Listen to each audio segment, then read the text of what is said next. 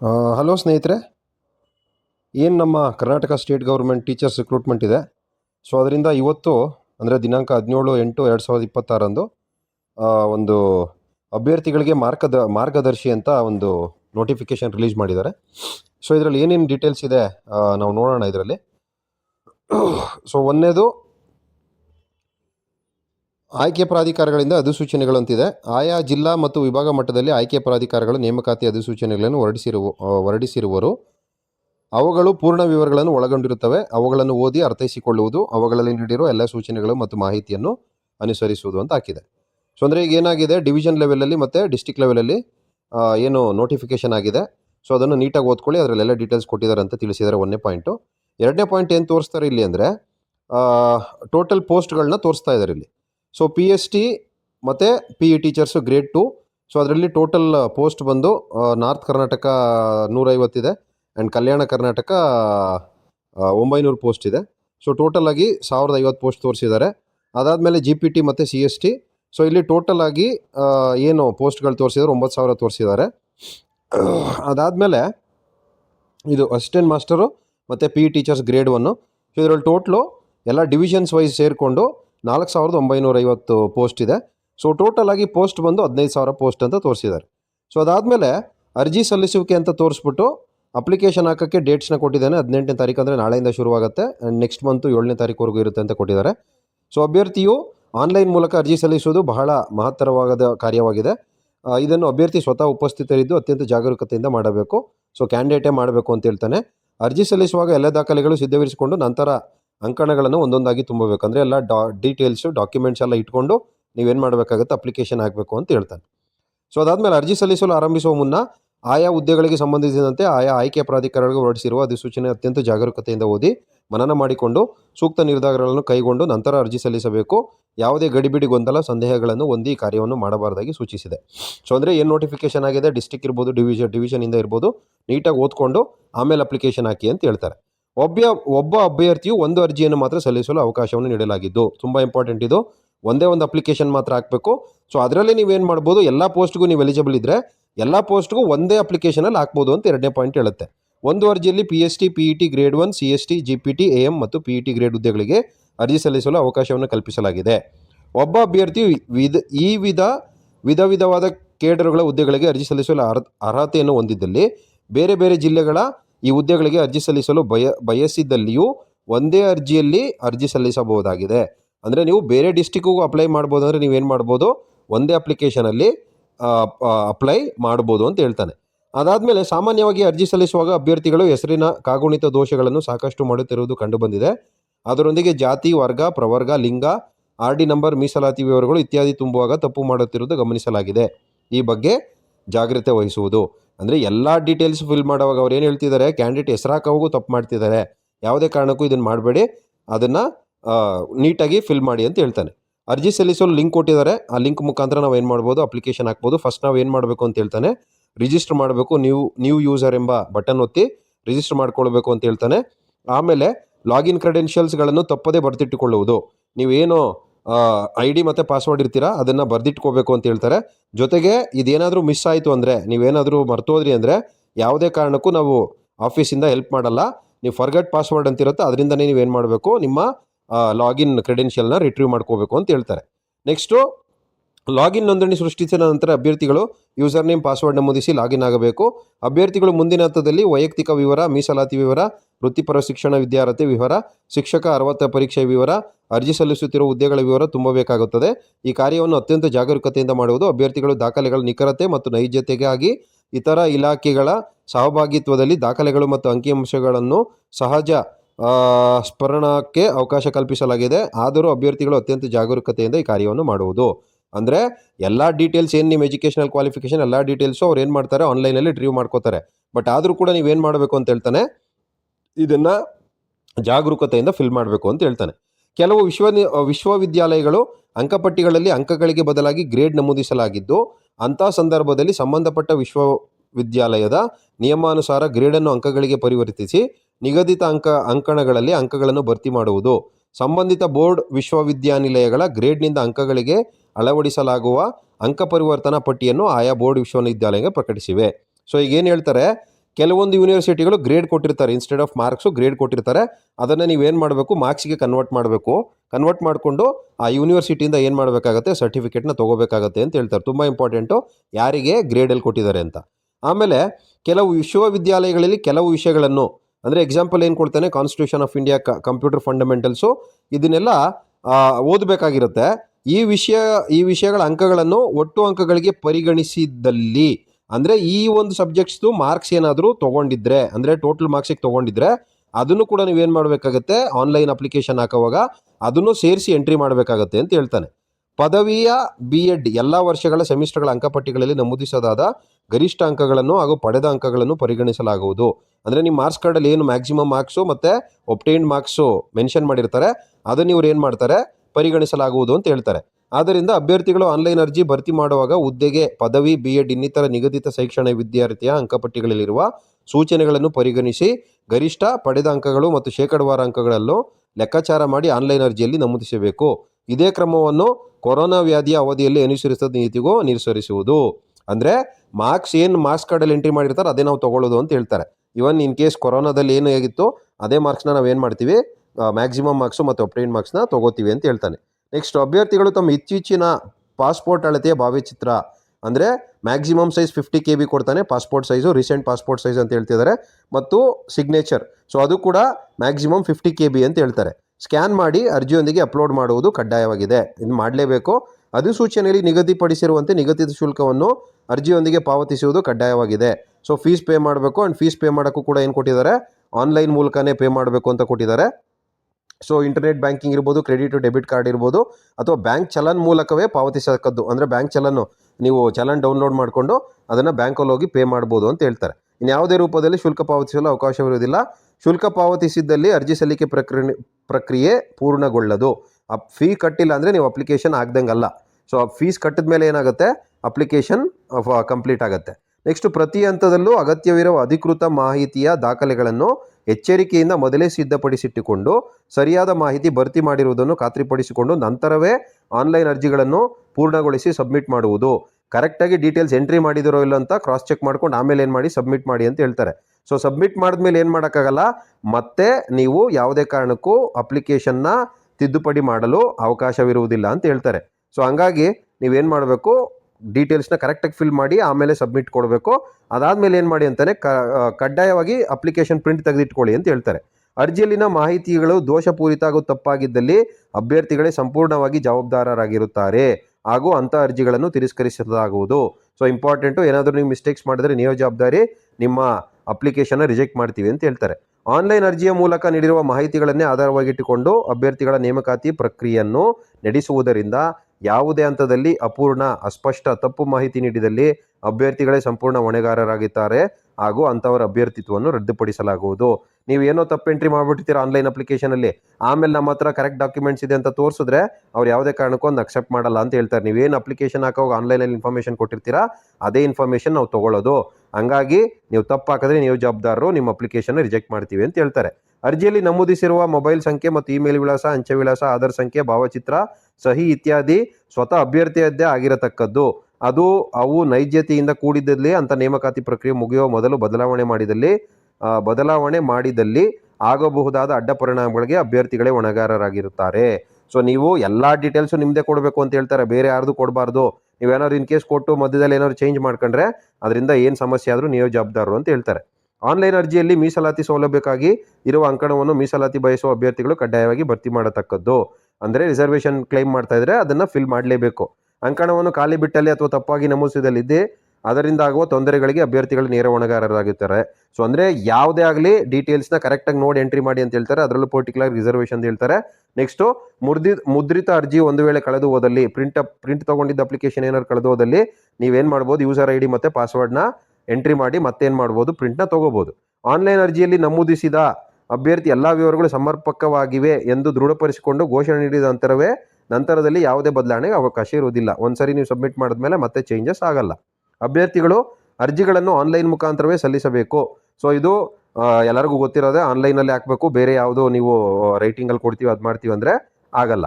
ಅರ್ಜಿ ಸಲ್ಲಿಸುವ ಬೇಕಾದ ದಾಖಲೆಗಳು ಮತ್ತು ವಿದ್ಯಾರ್ಹತೆ, ಆಯಾ ಆಯ್ಕೆ ಪ್ರಾಧಿಕಾರಿಯು ಹೊರಡಿಸಿರುವ ಸೂಚನೆಗಳು ಅನುಸರಿಸುವುದು ಏನು ನೋಟಿಫಿಕೇಶನ್ ಬಂದಿರ್ತಾರೆ ಪ್ರಕಾರ. ಸೊ ಇಲ್ಲಿ ಅರ್ಹತಾ ಪರೀಕ್ಷೆ ಅಂತ ಹೇಳ್ತಾನೆ, ದಟ್ ಈಸ್ TET. TET ಯಾರಿಗೆ ಮಾತ್ರ ಬೇಕು ಅಂತ ಹೇಳ್ತಾರೆ ಅವರು, 1ರಿಂದ 8ನೇ ತನಕ ಬೋಧಿಸುವ ಶಿಕ್ಷಕರು ಅರ್ಹತಾ ಪರೀಕ್ಷೆಯ 60 ಪ್ರಮಾಣವನ್ನು ಹೊಂದಿರುವುದು ಕಡ್ಡಾಯವಾಗಿದೆ. ಇವರಿಗೆ ಬೇಕೇ ಬೇಕು ಏನೋ TET 1ರಿಂದ 8ನೇ ಕ್ಲಾಸ್ವರೆಗೆ. ಅದಾದಮೇಲೆ ಪ್ರಾಥಮಿಕ ಶಾಲಾ ಶಿಕ್ಷಕರು ಗ್ರೇಡ್ 1 ಪೇಪರ್ 1, GPT ಶಿಕ್ಷಕರು ಪೇಪರ್ 2, ಗಣಕಯಂತ್ರ ವಿಜ್ಞಾನ ಶಿಕ್ಷಕರು ಪೇಪರ್ 2. ಅಂದರೆ ಇದು ಏನು ನಿಮ್ಮ TET ಒಳಗೆ ಏನೇನು ಪೇಪರ್ಸ್ ಇತ್ತು ಸೊ ಅವರಿಗೆ ಇದು ಬೇಕೇ ಬೇಕು ಅಂತ ಹೇಳಿದ್ದಾನೆ. ಯಾವುದು ಇದಕ್ಕೆ ಪ್ರಾಥಮಿಕ ಶಿಕ್ಷಕರಿಗೆ ಪೇಪರ್ 1 ಬೇಕು, GPTಗೆ ಪೇಪರ್ 2 ಬೇಕು, ಗಣಕಯಂತ್ರ ವಿಜ್ಞಾನ ಶಿಕ್ಷಕರಿಗೆ ಪೇಪರ್ 2 ಬೇಕು. ಸೊ ನೆಕ್ಸ್ಟ್ ಪ್ರೌಢಶಾಲಾ ಶಿಕ್ಷಕರು ಇವರಿಗೆ TET ಪ್ರಮಾಣ ಪತ್ರ ಅವಶ್ಯಕತೆ ಇರೋದಿಲ್ಲ, ಸೊ ಅಂತ ಕಡ್ಡಾಯವಾಗಿ ಇರುವುದಿಲ್ಲ ಅಂತ ಹೇಳ್ತಾನೆ. ನೆಕ್ಸ್ಟ್ ಪರೀಕ್ಷಾ ಕ್ರಮ. ಈ ಆಯ್ಕೆ ಪರೀಕ್ಷೆಯು ಬಹು ಆಯ್ಕೆಯ ಅಂದರೆ OMR ಮಲ್ಟಿಪಲ್ ಚಾಯ್ಸ್ ಕ್ವೆಶನ್ಸ್ ಅಂತ ಹೇಳ್ತಾನೆ. ಸೊ ಅಭ್ಯರ್ಥಿಯಲ್ಲಿ ಅರ್ಜಿ ಸಲ್ಲಿಸಿದ ಪ್ರತಿ ಕೇಡರಿಗೆ ಹುದ್ದೆಗೆ ಸಂಬಂಧಿಸಿದಂತೆ ಪತ್ರಿಕೆ 1 ಮತ್ತು ಪತ್ರಿಕೆ 2 ಎರಡೂ ಪತ್ರಿಕೆಗಳಲ್ಲಿ ಪರೀಕ್ಷೆಗೆ ಹಾಜರಾಗುವುದು ಕಡ್ಡಾಯವಾಗಿದೆ. 2 ಪೇಪರ್ ಇರುತ್ತೆ, ಎರಡಕ್ಕೂ ಅಟೆಂಡ್ ಆಗಲೇಬೇಕು ಅಂತ ಹೇಳ್ತಾರೆ. So PST PE grade 1 primary ಟೀಚರ್ಸ್ಗೆ ಸಿಲೆಬಸ್ ಕೊಟ್ಟಿದ್ದೀವಿ ಅಂತ ಹೇಳ್ತಾರೆ. ಆಮೇಲೆ ಪತ್ರಿಕೆ 1 ಸಾಮಾನ್ಯ ಪತ್ರಿಕೆ 100 ಪ್ರಶ್ನೆಗಳು 100 ಅಂಕಗಳು. ಸೊ ಇಲ್ಲಿ MCQs ಇರುತ್ತೆ. ಪ್ರಶ್ನೆ ಪತ್ರಿಕೆ ಆಂಗ್ಲ ಮತ್ತು ಕನ್ನಡ ಭಾಷೆಯಲ್ಲಿರುತ್ತದೆ. ಸೊ ಇಲ್ಲಿ ಆಂಗ್ಲ ಮತ್ತು ಕನ್ನಡ ಭಾಷೆ ಎರಡರಲ್ಲೂ ಇರುತ್ತೆ. ಪತ್ರಿಕೆ 2 ನಿರ್ದಿಷ್ಟ ವಿಷಯ ಅಂದರೆ ಸಬ್ಜೆಕ್ಟ್ ಏನು ಅವ್ರ ಸಬ್ಜೆಕ್ಟ್ ಚಾಯ್ಸ್ ಮಾಡಿರ್ತಾರೆ ಅದಿರುತ್ತೆ. ಸೊ ಇಲ್ಲೂ ಕೂಡ ಅಷ್ಟೇ 100 ಪ್ರಶ್ನೆಗಳು 100 ಅಂಕಗಳಿರುತ್ತೆ. ಇಲ್ಲೂ ಕೂಡ MCQ. ಅದಾದಮೇಲೆ ಇಲ್ಲೂ ಕೂಡ ಇಂಗ್ಲೀಷು ಮತ್ತು ಕನ್ನಡ ಎರಡು ಭಾಷೆಯಲ್ಲಿ ಇರುತ್ತೆ ಅಂತ ಹೇಳ್ತಾರೆ. Next PST. ಸೊ ಏನು ಪ್ರೈಮರಿ ಸ್ಕೂಲ್ ಟೀಚರ್ಸ್ ಇದೆ ಸೊ ಅವರು ಗಣಿತ, ಪರಿಸರ ಅಧ್ಯಯನ, ಸಮಾಜ ವಿಜ್ಞಾನ. ಸೊ 100 ಪ್ರಶ್ನೆಗಳಿಗೆ 100 ಅಂಕಗಳು ಅಂತ ಹೇಳ್ತಾನೆ. ಅದಾದಮೇಲೆ PET ಗ್ರೇಡ್ 2 ದೈಹಿಕ ಶಿಕ್ಷಣ 100 ಪ್ರಶ್ನೆಗೆ 100 ಅಂಕಗಳು. ಸೊ ಅದಾದಮೇಲೆ ಪತ್ರಿಕೆ 1 ಮತ್ತು ಪತ್ರಿಕೆ 2 ಈ ಎರಡೂ ಪತ್ರಿಕೆಗಳಿಗೆ ಅಭ್ಯರ್ಥಿ ಹಾಜರಾಗುವುದು ಕಡ್ಡಾಯ. ಹಾಗೂ ಪ್ರತಿ ಪತ್ರಿಕೆಯಲ್ಲಿ ಕನಿಷ್ಠ 35 ಅಂಕಗಳನ್ನು ಗಳಿಸುವವರು ಮಾತ್ರ ಆಯ್ಕೆಗೆ ಅರ್ಹತೆಯನ್ನು ಪಡೆಯುತ್ತಾರೆ. ನೋಡಿ, 2 ಅಟೆಂಡ್ ಆಗಬೇಕು ಆ್ಯಂಡ್ 2ರಲ್ಲೂ ಮಿನಿಮಮ್ 35 ತೆಗಿಲೇಬೇಕು. ಅಂದರೆ 100ಕ್ಕೆ 35 ಮಾರ್ಕ್ಸ್ ಬರಲೇಬೇಕು. ಸೊ 100ಕ್ಕೆ 35 ಮಾರ್ಕ್ಸ್ 2ರಲ್ಲೂ ಬರಬೇಕು. ನೀವು ಒಂದರಲ್ಲಿ ನಮಗೆ 30 ಬಂದಿದೆ, ಇನ್ನೊಂದರಲ್ಲಿ 40 ಬಂದಿದೆ, ಟೋಟಲ್ 35% ಆಗುತ್ತೆ. ಇದು ಅಲೋ ಆಗಲ್ಲ. ಸೊ 2ರಲ್ಲೂ 35% ಮಿನಿಮಮ್ ತೆಗೆದೇ ಇರಬೇಕು, ಆಗ ಮಾತ್ರ ಅವ್ರು ಎಲಿಜಿಬಲ್ ಆಗ್ತಾರೆ. ನೀವು 35 ತೆಗೆದೇ ಇಲ್ಲ ಅಂದರೆ ನೀವು ಅಲ್ಲಿಗೆ ಡಿಸ್ಕ್ವಾಲಿಫೈ ಆದ್ರಿ ಅಂತ ಅರ್ಥ. ನೆಕ್ಸ್ಟ್ GPT ಮತ್ತು CST. ಸೊ ಇವರಿಗೆ ಪತ್ರಿಕೆ 1 ಸಾಮಾನ್ಯ ಪತ್ರಿಕೆ, ಪತ್ರಿಕೆ ನಿರ್ದಿಷ್ಟ ಪತ್ರಿಕೆ. ಸೊ ಇಲ್ಲೂ ಕೂಡ ಸೇಮ್ ಎಲಿಜಿಬಿಲಿಟಿ ಕೊಡ್ತಾನೆ, ಸೇಮ್ 100 ಮಾರ್ಕ್ಸಿಗೆ ಇರುತ್ತೆ, OMR ಶೀಟಲ್ಲಿ ಇರುತ್ತೆ. ಸೊ 2ರಲ್ಲೂ ಏನು ಮಾಡಬೇಕಾಗತ್ತೆ ಅವರು 35% ತೊಗೋಬೇಕು ಅಂತ ಹೇಳ್ತಾನೆ. Next assistant master. ಸೊ ಇವರಿಗೂ ಪತ್ರಿಕೆ 1 ಪತ್ರಿಕೆ 2 ಎರಡು 100 ಮಾರ್ಕ್ಸ್ಗೆ. ಅದಾದಮೇಲೆ ಇಲ್ಲೂ ಕೂಡ 35% ಅಂತ ಹೇಳ್ತಾನೆ. ಅದಾದಮೇಲೆ ಪಠ್ಯಕ್ರಮ ಈಗಾಗಲೇ ಅವ್ರು ಏನು ಹೇಳ್ತಿದ್ದಾರೆ, ನಾವು ಅದನ್ನು ಪಬ್ಲಿಷ್ ಮಾಡಿದ್ದೀವಿ ವೆಬ್ಸೈಟಲ್ಲಿ. ಸೊ ಆ ಪ್ರಕಾರ ನೀವೇನು ಮಾಡ್ಬೋದು, ಪಠ್ಯಕ್ರಮನ ಫಾಲೋ ಮಾಡ್ಬೋದು ಅಂತ ಹೇಳ್ತಾರೆ. ನೆಕ್ಸ್ಟು ಪರೀಕ್ಷಾ ವೇಳಾಪಟ್ಟಿ ಕೊಟ್ಬಿಟ್ಟಿದ್ದಾನೆ. ಸೊ ಈಗ ನೋಡಿ, ಎಲ್ಲ ಪೋಸ್ಟ್ಗೂ ಅಪ್ಲೈ ಮಾಡಿದ್ರೆ ಲಾಸ್ಟ್ ನಿನ್ನೆ ಒಂದು ನೋಟಿಫಿಕೇಶನಲ್ಲಿ ಕನ್ಫ್ಯೂಷನ್ ಇತ್ತು, ಎಲ್ಲ ಪೋಸ್ಟ್ಗೂ ಅಪ್ಲೈ ಮಾಡ್ಬೋದು ಅಂತ ಹೇಳಿದರು. ಬಟ್ ಏನು ಎಕ್ಸಾಮ್ ಕ್ಲಾಶಸ್ ಆಗುತ್ತಾ ಅಂತ ಡೌಟ್ ಇತ್ತು ನನಗೆ. ಸೊ ಈಗ ಏನು ಮಾಡಿದ್ದಾರೆ ಅವರು, ಟೈಮ್ ಟೇಬಲ್ ಕೊಟ್ಬಿಟ್ಟಿದ್ದಾರೆ. ಸೊ ಇಲ್ಲಿ ಟೈಮ್ ಟೇಬಲ್ ಕೊಟ್ಟಿರೋದ್ರಿಂದ ಏನಾಗುತ್ತಂದರೆ, ಯಾವುದೇ ಒಂದು ನೀವು ಎಲ್ಲ ಪೋಸ್ಟ್ಗೆ ಅಪ್ಲೈ ಮಾಡಿದ್ರೆ ಎಲ್ಲ ಪೋಸ್ಟ್ಗೆ ಎಕ್ಸಾಮ್ ಬರೀಬೋದು. ಸೊ ಇದು ಒಂದು ಅಡ್ವಾಂಟೇಜ್ ಆಗಿದೆ. ಹಂಗಾಗಿ ಇಲ್ಲಿ ಟೈಮ್ ಟೇಬಲ್ ಕೊಟ್ಟಿದ್ದಾನೆ. ಸೊ ಇಲ್ಲಿ ಕಲ್ಯಾಣ ಕರ್ನಾಟಕದ 80% ಸ್ಥಳೀಯ ವೃಂದದ ಹುದ್ದೆಗಳಿಗೆ ಮತ್ತು ಬೆಂಗಳೂರು BBMP ವ್ಯಾಪ್ತಿಯ ಕಲ್ಯಾಣ ಕರ್ನಾಟಕ ರಾಜ್ಯ ಮಟ್ಟದ ಸ್ಥಳೀಯ ವೃಂದದ 8% ಹುದ್ದೆಗಳಿಗೆ ಹಾಗೂ ಕಲ್ಯಾಣ ಕರ್ನಾಟಕ 20% ಮಿಕ್ಕುಳಿದ ಹುದ್ದೆಗಳಿಗೆ ಮತ್ತು ಬೆಂಗಳೂರು BBMP ವ್ಯಾಪ್ತಿಯ ಕಲ್ಯಾಣ ಕರ್ನಾಟಕೇತರ 92% ಹುದ್ದೆಗಳಿಗೆ ಹಾಗೂ ಇತರೆ ಜಿಲ್ಲೆಗಳ 100 ಹುದ್ದೆಗಳಿಗೆ ಪ್ರತ್ಯೇಕ ಸ್ಪರ್ಧಾತ್ಮಕ ಪರೀಕ್ಷೆಗಳನ್ನು ನಡೆಸಲಾಗುವುದು. ಅಂದರೆ ಇಲ್ಲಿ ಬೇರೆ ಬೇರೆ ಟೈಮಲ್ಲಿ ನಾವು ಏನು ಮಾಡ್ತೀವಿ, ಎಕ್ಸಾಮ್ಸ್ನ ನಡೆಸ್ತೀವಿ ಅಂತ ಹೇಳ್ತಿದ್ದಾನೆ. ಸೊ ಈಗ ಪರೀಕ್ಷಾ ವೇಳಾಪಟ್ಟಿ ಅಂತ ಕೊಟ್ಟಿದ್ದಾರೆ. ಅಖಿಲ ಕರ್ನಾಟಕ ಕಲ್ಯಾಣ ಕರ್ನಾಟಕೇತರ ವ್ಯಾಪ್ತಿ ಅಂದರೆ ನಾನ್ HK ರೀಜನ್ ಕೊಟ್ಟಿದ್ದಾನೆ. ಸೊ ಪೇಪರ್ 1 PST ಮತ್ತು PET ಗ್ರೇಡ್ 2 ಕೊಟ್ಟಿದ್ದಾರೆ, 5ನೇ ತಾರೀಕು ನಡೆಸ್ತೀವಿ ಅಂತ. ಅದಾದಮೇಲೆ ಸಬ್ಜೆಕ್ಟ್ ಸ್ಪೆಸಿಫಿಕ್ಕು ಇವರಿಗೆ PST ಮತ್ತು PETಗೆ ಅವತ್ತೇ 5ನೇ ತಾರೀಕು ಮಧ್ಯಾಹ್ನ 2:30ರಿಂದ 4:30 ಅಂತ ಕೊಟ್ಟಿದ್ದಾರೆ. And subject paper 2 subject specific physical education PET grade 2ಗೆ 6ನೇ ತಾರೀಕು 10ರಿಂದ 12 ಗಂಟೆಗೆ ನಡೆಸ್ತೀವಿ ಅಂತ ಹೇಳ್ತಾನೆ. ಸೊ ಇದಾದಮೇಲೆ paper 1 general for GPT CST GPT ಟೀಚರ್ಸ್ಗೆ 8ನೇ ತಾರೀಕು ಕೊಟ್ಟಿದ್ದಾನೆ. ಆ್ಯಂಡ್ ಸಬ್ಜೆಕ್ಟು 8ನೇ ತಾರೀಕು ಮಧ್ಯಾಹ್ನ ಟೈಮ್ ಕೊಟ್ಟಿದ್ದಾರೆ. ಸೊ ನೆಕ್ಸ್ಟ್ ಅದಾದಮೇಲೆ ಪೇಪರ್ 2 ಇವರೇ GPT ಅವ್ರಿಗೆ 9ನೇ ತಾರೀಕು ಅಂತ ಕೊಟ್ಟಿದ್ದಾರೆ. ಸೊ ಜೊತೆಗೆ ಪೇಪರ್ 2 9ನೇ ತಾರೀಕು ಬೆಳಗ್ಗೆ, 9ನೇ ತಾರೀಕು ಮಧ್ಯಾಹ್ನ, ಜೊತೆಗೆ 9ನೇ ತಾರೀಕು ಮಧ್ಯಾಹ್ನ. ಇನ್ನೊಂದು ಪೇಪರ್ಗೆ 10ನೇ ತಾರೀಕು ಕೊಟ್ಟಿದ್ದಾರೆ. ಸೊ ಅಂದರೆ ಇಲ್ಲಿ ಏನು ಗೊತ್ತಾಗುತ್ತೆ ಟೈಮ್ ಟೇಬಲ್ ನೋಡೋದ್ರಿಂದ ಅಂದರೆ, ಎಲ್ಲ ಎಕ್ಸಾಮ್ಗೂ ನಾವು ಅಪ್ಲೈ ಮಾಡಿರ್ತೀವಿ ಅಂದರೆ ಎಲ್ಲ ಗ್ರೇಡ್ಗೂ ನಾವು ಅಪ್ಲೈ ಮಾಡಿರ್ತೀವಿ ಅಂದರೆ PST ಇರ್ಬೋದು, GPT ಇರ್ಬೋದು, ಹೈಸ್ಕೂಲ್ ಇರ್ಬೋದು, ಇವ್ರಿಗೆ ಏನು ಮಾಡಿದ್ದಾರೆ, ಸಪ್ರೇಟ್ ಟೈಮ್ ಟೇಬಲ್ನ ಅನೌನ್ಸ್ ಮಾಡಿದ್ದಾರೆ. ಸೊ ಅಂದರೆ ಎಲ್ಲ ಎಕ್ಸಾಮ್ಗೂ ನೀವೇನಾಗ್ಬೋದು, ಅಟೆಂಡ್ ಆಗ್ಬೋದು. ಸೊ ಇದು ಒಂದು ಅಡ್ವಾಂಟೇಜ್ ನಿಮಗೆ. ಎಲ್ಲದಕ್ಕೂ ಯಾರು ಕ್ವಾಲಿಫೈ ಇರ್ತೀರಾ ಸೊ ಅವ್ರಿಗೆ ಇದು ಒಳ್ಳೆ ಚಾನ್ಸು. ನೀವೇನು ಮಾಡ್ಬೋದು, ಈ ಟೈಮಲ್ಲಿ ತುಂಬ ಚೆನ್ನಾಗಿ ಪ್ರಿಪೇರ್ ಆಗೋದ್ರಿಂದ ಏನು ಮಾಡ್ಬೋದು, ಎಲ್ಲ ಎಕ್ಸಾಮ್ಸ್ನು ಅಟೆಂಡ್ ಮಾಡ್ಬೋದು. ಸೊ ನಿನ್ನೆ ಇದೊಂದು ಡೌಟ್ ಇತ್ತು, ಮೋಸ್ಟ್ಲಿ ಏನಾದರೂ ಎಲ್ಲ ಎಕ್ಸಾಮು ಬೇರೆ ಬೇರೆ ಟೈಮಲ್ಲಿ ಆಗುತ್ತಾ ಅಥವಾ ಎಲ್ಲ ಒಂದೇ ಟೈಮಲ್ಲಿ ಆಗ್ಬಿಡುತ್ತಾ ಅಂತ. ಸೊ ಹಾಗಾಗಿ ಇಲ್ಲಿ ಒಂದೇ ಟೈಮಲ್ಲಿ ಇಲ್ಲ, ಎಲ್ಲದಕ್ಕೂ ಏನು ಕೊಟ್ಟಿದ್ದಾನೆ, ಬೇರೆ ಬೇರೆ ಟೈಮ್ ಟೇಬಲ್ನ ಕೊಟ್ಟಿದ್ದಾರೆ. ಸೊ ಟೈಮ್ ಟೇಬಲ್ ನಿಮಗೆ ಇಲ್ಲಿ ಕಾಣಿಸ್ತಿದೆ. ಸೊ ಇದು ಬೇಕಾದರೆ ನಾನು ಸ್ಕ್ರೀನ್ಶಾಟ್ ಹಾಕಿರ್ತೀನಿ, ನೀವು ಇದನ್ನು ನೋಡ್ಕೋಬೋದು. ಸೊ ಇದಾದಮೇಲೆ ಪರೀಕ್ಷಾ ಪ್ರವೇಶ ಪತ್ರ ಅಂತ ಕೊಟ್ಟಿದ್ದಾರೆ. ಪ್ರವೇಶ ಪತ್ರ ಎಕ್ಸಾಮು ಆಗೋಕ್ಕಿಂತ 10 ದಿನಗಳ ಮುಂಚೆ ವೆಬ್ಸೈಟ್ನಲ್ಲಿ ರಿಲೀಸ್ ಮಾಡ್ತೀವಿ ಅಂತ ಹೇಳ್ತಿದ್ದಾರೆ. ಅಭ್ಯರ್ಥಿಗಳು ತಮ್ಮ ಯೂಸರ್ ಐ ಡಿ ಮತ್ತು ಪಾಸ್ವರ್ಡನ್ನು ಬಳಸಿ ಮುದ್ರಿಸಬೇಕು. ಇವುಗಳನ್ನು ಜೋಪಾನವಾಗಿ ಇಟ್ಟುಕೊಳ್ಳೋದು ಅವಶ್ಯಕವಾಗಿದೆ. ಸೊ ಇದನ್ನು ನೀವು ಎಕ್ಸಾಮ್ ಆದಮೇಲೂ ಕೂಡ ಏನು ಮಾಡಬೇಕಾಗುತ್ತೆ, ಇದನ್ನು ಇಟ್ಕೋಬೇಕಾಗುತ್ತೆ. ಯೂಸರ್ ಐ ಡಿ ಮತ್ತು ಪಾಸ್ವರ್ಡ್ ಇದು ಮಾಡಿ ಏನು ಮಾಡ್ಬೋದು, ಡೌನ್ಲೋಡ್ ಮಾಡ್ಕೋಬೋದು. ಆ್ಯಂಡ್ ಎಕ್ಸಾಮ್ ಸೆಂಟರ್ ಅಂತ ಹೇಳ್ತಾನೆ. ಅಭ್ಯರ್ಥಿ ಒಂದೇ ಜಿಲ್ಲೆಯಲ್ಲಿ ಎಲ್ಲ ಪರೀಕ್ಷೆಗಳನ್ನು ಬರೆಯಬಹುದಾಗಿದೆ. ಅಧಿಸೂಚನೆಯಲ್ಲಿ ತಿಳಿಸಿರುವಂತೆ ಅಭ್ಯರ್ಥಿಯು ಒಂದೇ ಜಿಲ್ಲೆಯಲ್ಲಿ ಎಲ್ಲ ಪರೀಕ್ಷೆಗಳನ್ನು ಬರೆಯಬಹುದಾಗಿದೆ. ಇದಕ್ಕಾಗಿ ಸೂಕ್ತವಾದ ಜಿಲ್ಲೆಗಳನ್ನು ಅರ್ಜಿ ಸಲ್ಲಿಸುವಾಗಲೇ ಆಯ್ಕೆ ಮಾಡಿಕೊಳ್ಳಬೇಕು. ಆಸನಗಳ ಲಭ್ಯತೆ ಆಧಾರದಲ್ಲಿ ಪರೀಕ್ಷಾ ಕೇಂದ್ರಗಳನ್ನು ಹಂಚಿಕೆ ಮಾಡಲಾಗುವುದು. ಫಸ್ಟ್ ಯಾರು ಅಪ್ಲಿಕೇಶನ್ ಹಾಕ್ತಾರೆ ಅವರಿಗೆ ನೀವು ಯಾವ್ದು ಎಲ್ಲಿ ಸೆಲೆಕ್ಟ್ ಮಾಡಿರ್ತೀರಾ ಅಲ್ಲಿ ನಿಮಗೆ ಎಕ್ಸಾಮ್ ಸೆಂಟರ್ ಸಿಗೋ ಚಾನ್ಸಸ್ ಇರುತ್ತೆ. ಸೊ ಹಂಗಾಗಿ ಅಪ್ಲಿಕೇಶನ್ ಬೇಗ ಹಾಕಿ ಲಾಸ್ಟ್ವರೆಗೂ ಕಾಯಬೇಡಿ. ಸೊ ಪ್ರಶ್ನೆ ಪತ್ರಿಕೆಗಳು ಅಂತ ಏನೋ ಕೊಟ್ಟಿದ್ದಾರೆ. ಪ್ರತಿಯೊಬ್ಬ ಅಭ್ಯರ್ಥಿ ತಾನು ಸಲ್ಲಿಸಿರೋ ಅರ್ಜಿ ಪ್ರಕಾರ ಪತ್ರಿಕೆ 1 ಮತ್ತು ಪತ್ರಿಕೆ 2 ಕಡ್ಡಾಯವಾಗಿ ಉತ್ತರಿಸಬೇಕು. 2 ಅಟೆಂಡ್ ಆಗಲೇಬೇಕು. ಪೇಪರ್ 1, ಪೇಪರ್ 2 ಇವುಗಳಲ್ಲಿ ಯಾವುದನ್ನು ಉತ್ತರಿಸದಿದ್ದರೂ ಅಭ್ಯರ್ಥಿಯನ್ನು ಆಯ್ಕೆಗೆ ಪರಿಗಣಿಸಲಾಗುವುದಿಲ್ಲ. ಒಂದು ಪೇಪರ್ ಅಟೆಂಡ್ ಆಗಿಲ್ಲ ಅಂದರೆ ನಿಮ್ಮ ಕ್ಯಾಂಡಿಡೇಚರ್ ಕ್ಯಾನ್ಸಲ್ ಆಗುತ್ತೆ. ಮೇಲೆ ತಿಳಿಸಿರುವಂತೆ ಪ್ರಶ್ನೆ ಪತ್ರಿಕೆಯನ್ನು ಆಂಗ್ಲ ಮತ್ತು ಕನ್ನಡ ಭಾಷೆಗಳಲ್ಲಿ ಮುದ್ರಿಸಿ ಒದಗಿಸಲಾಗುತ್ತದೆ. ಕನ್ನಡ, ಇಂಗ್ಲೀಷಲ್ಲಿ 2 ಇದೆ ಅಂತ ಹೇಳ್ತಾರೆ. ಅವುಗಳನ್ನು ಓದಿ ಅರ್ಥೈಸಿಕೊಂಡು ಉತ್ತರವನ್ನು ನೀಡಿರುವ OMR ಶೀಟಿನಲ್ಲಿ ಕ್ರಮವತ್ತಾಗಿ ತುಂಬಿಸಬೇಕು. ಪ್ರಶ್ನೆ ಪತ್ರಿಕೆ ಮತ್ತು OMR 2 ತಾಳೆ ಆಗುತ್ತವೆ ಎಂಬುದನ್ನು ಖಚಿತಪಡಿಸಿಕೊಂಡು ಉತ್ತರಿಸಲು ತೊಡಗಬೇಕು. ಇದೊಂದು ಇಂಪಾರ್ಟೆಂಟು. OMR ಮತ್ತು ಕ್ವಶನ್ ಪೇಪರ್ 2 ಏನಾಗಬೇಕು, ಮ್ಯಾಚ್ ಆಗಬೇಕು. ಆಮೇಲೆ ನೀವು ಆನ್ಸರ್ ಮಾಡೋಕ್ಕೆ ಶುರು ಮಾಡಬೇಕು ಅಂತ ಹೇಳ್ತಾನೆ. OMR ಭರ್ತಿಗೊಳಿಸುವುದು, OMR ಫಿಲ್ ಮಾಡೋದು ಅಂತ ಹೇಳ್ತಾನೆ. ಅಭ್ಯರ್ಥಿಗಳಿಗೆ ಅವರವರ ಹೆಸರು ಮತ್ತು ವಿವರಗಳಲ್ಲಿರುವ OMR ಉತ್ತರ ಪತ್ರಿಕೆಗಳನ್ನು ಒದಗಿಸಲಾಗಿರುತ್ತದೆ. ಅಭ್ಯರ್ಥಿಗಳು ಇದನ್ನು ಖಚಿತಪಡಿಸಿಕೊಂಡು OMR ಮತ್ತು ಉತ್ತರ ಪತ್ರಿಕೆಯಲ್ಲಿ ತುಂಬಬೇಕಾದ ಮಾಹಿತಿಯನ್ನು ಕಡ್ಡಾಯವಾಗಿ ಭರ್ತಿ ಮಾಡಬೇಕು. ಹಾಗೂ ನಿಗದಿತ ಸ್ಥಳಗಳಲ್ಲಿ ಅಭ್ಯರ್ಥಿ ಸಹಿ, ಹೆಬ್ಬೆಟ್ಟು ಗುರುತನ್ನು ಹಾಕಬೇಕು. ಸಿಗ್ನೇಚರ್ OMR ಕರೆಕ್ಟಾಗಿ ಫಿಲ್ ಮಾಡಿ, ಕ್ವಶನ್ ಪೇಪರ್ OMR ಮ್ಯಾಚ್ ಮಾಡಿಕೊಂಡು ಎಲ್ಲ ಡೀಟೇಲ್ಸ್ನ ಎಂಟ್ರಿ ಮಾಡಿ ಆಮೇಲೆ ಸಿಗ್ನೇಚರು ಮತ್ತು ನಿಮ್ಮ ಥಂಬ್ ಇಂಪ್ರೆಷನ್ ಹಾಕಬೇಕು. ನಿಮ್ಮ ರೂಮ್ ಸೂಪರ್ವೈಸರ್ ಏನು ಮಾಡ್ತಾರೆ ಅದನ್ನು ನೋಡಿ ಅವರು ಸಹಿ ಹಾಕ್ತಾರೆ. ಇಲ್ಲದಿದ್ದಲ್ಲಿ ಅಂಥ OMR ಮೌಲ್ಯಮಾಪನಕ್ಕೆ ಪರಿಗಣಿಸಲಾಗುವುದಿಲ್ಲ. OMR 3 ಜನದ್ದು ಸಿಗ್ನೇಚರ್ 3 ಇಲ್ಲ ಅಂದರೆ ತಂಬು, ಸಿಗ್ನೇಚರು ಮತ್ತು ನಿಮ್ಮ ರೂಮ್ ಇನ್ವಿಜಿಲೇಷನ್ ಸಿಗ್ನೇಚರು ಮೌಲ್ಯಮಾಪನ ಮಾಡಲ್ಲ. ಅಭ್ಯರ್ಥಿಗಳು OMR ಪತ್ರಿಕೆಯಲ್ಲಿ ಉತ್ತರಗಳನ್ನು ಕ್ರಮವತ್ತಾಗಿ ನೀಲಿ ಅಥವಾ ಕಪ್ಪು ಶಾಯಿಯ ಬಾಲ್ ಪಾಯಿಂಟ್ ಪೆನ್ನಿಂದ ಕ್ರಮವತ್ತಾಗಿ ತುಂಬಿಸತಕ್ಕದ್ದು. ಬ್ಲೂ ಅಥವಾ ಬ್ಲ್ಯಾಕ್ ಬಾಲ್ ಪಾಯಿಂಟ್ ಯೂಸ್ ಮಾಡೇ ಫಿಲ್ ಮಾಡಬೇಕು ಅಂತ ಹೇಳ್ತಾನೆ.